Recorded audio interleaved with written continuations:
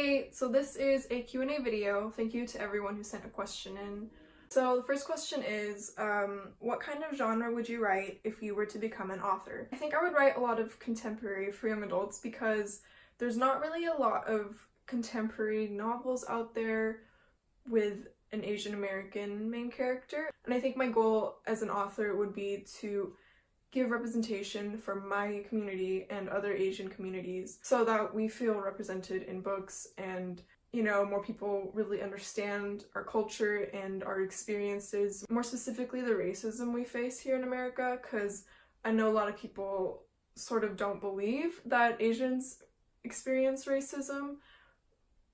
A lot of people are like, Asians aren't people of color, and I'm like, yeah, we are.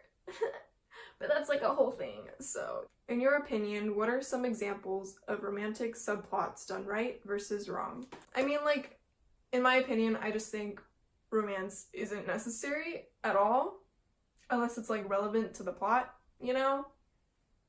Okay, so I'll give some examples, and it's not just gonna be right versus wrong because it's not really black and white. So books with a romantic subplot that I think were done well in the sense that the romance wasn't becoming the main focus of the story, but still wasn't necessary, is the Monsters of Verity series and The Astonishing Color of After. Both have a romantic subplot that I think the books would have been fine without. The Monsters of Verity series, the romance kind of just felt like it was thrown in there. The Astonishing Color of After has more romance than the Monsters of Verity series, and I think it sort of went in with the story and the characters' development and everything, but like, honestly, I think it would have been fine if they were friends, but whatever, I guess. Because the book is focusing about her mourning her mom's death, but okay. Okay, so I filmed this part with Starfish, and I kind of realized it's a spoiler, so I'm not really sure how to explain how it was a good romantic subplot without spoiling the book. I will just say that they acknowledge the trope that love cures mental illness, and I really like the way they approached it, especially because it really helped with the character development and, of course, the point of the story. And so, because of that, I think it was relevant to the plot, and I'm perfectly okay with having it as a subplot, if that makes sense. Okay, so romantic subplots done wrong and were also very unnecessary.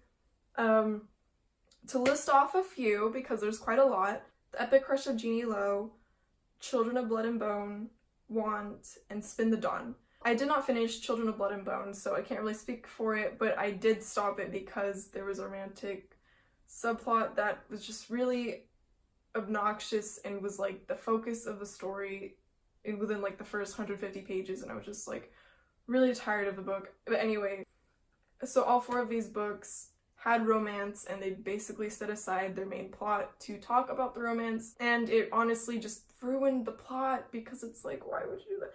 Anyway, I talked about this on this video called something, but the subplots became the main focus of the story, and it was just really tiring to read about it because I was like, okay, can we go back to the story now? But no, we didn't go back to the story. It was just love and more love, and I was like, okay, I guess. Okay, so your least favorite story resolutions. Sorry to bash on Spin the Dawn, but it's fresh in my memory right now, so that's what I'm gonna use. I can't talk about how the story was resolved without spoiling it, but based on what I said in the previous question about the romance taking over the story, you can kind of connect the dots as to why I didn't like the ending of the book. Another hint is, if you're in a life-threatening situation and you've fallen in love with someone and it's been like a week, what would you do to save them? Yeah. Books/comics you want a spin-off or sequel to. Not a book or comic, but I would love a sequel called Game of Thrones Season 9. I'm so heartbroken that it's ending! What am I gonna do without it?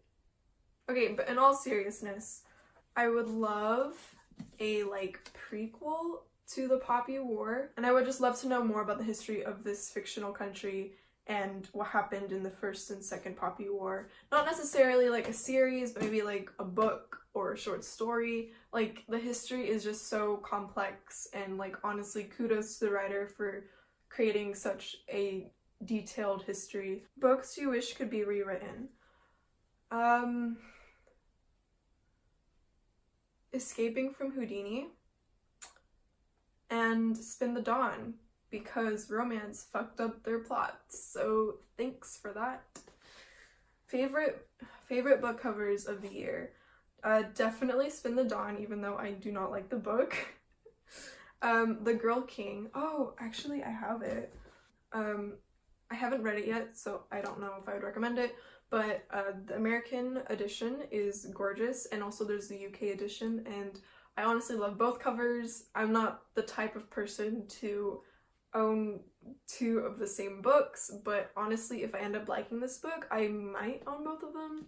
I don't know, but I really love the covers. And Descendant of the Crane. I honestly was gonna pre-order this book because it was gonna come with like really nice cards, and you know me and cards, but I just don't have the money for that kind of thing right now, so I didn't buy it. Your favorite underrated book? Honestly, I feel like a lot of the books I read, a lot of people don't read it. Wow, that sounds really like hipster. Yeah, like you might not know the books I read, like they're just like so underground and indie, like I don't really think a lot of people know it. Oh, that was so ugly. I hate my accent. I mention these books a lot, so sorry that it's like on brand, but so they are Starfish and the Poppy War. Like, I swear to God, if I was limited to only recommending two books for the rest of my life, it would be these two, because they are really awesome, okay? Please read them. Okay, who are your top 3 favorite Rick Riordan characters? I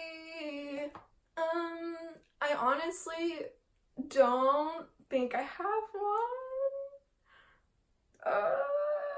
Like, okay, like, I love them, but it's not like love, you know what I mean? Like, my feelings for characters are either just like neutral to like, I really fucking love you, or I hate you, and it's like all the way down here. I think the camera doesn't even catch it. I mean, the obvious answer is Apollo.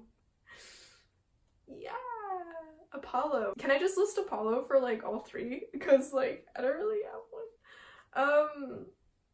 Okay. Yeah, so it's gonna be like Apollo, and then Nico and Alex. Yep. Like, don't get me wrong, I love the characters and I love Rick, but it's just not like, they don't own a part of my heart as much as other characters do. So, final answer, Apollo, Nico, Alex. Yep. What's the best Rick Riordan series in your opinion? It's not gonna be Magnus Chase, I'm sorry. I'm gonna say Percy Jackson and the Olympians. Yeah, Percy Jackson and the Olympians is probably the superior Rick Riordan series for me. Especially like what happens at the end of the very last book. Yeah. I can't talk about it without spoiling it, but yes, that is a good series, and it's probably my favorite. So that is the end of this video. Thank you for actually watching it. Please watch Shazam. Shazam. Please watch Shazam, okay? I am begging you to watch this movie.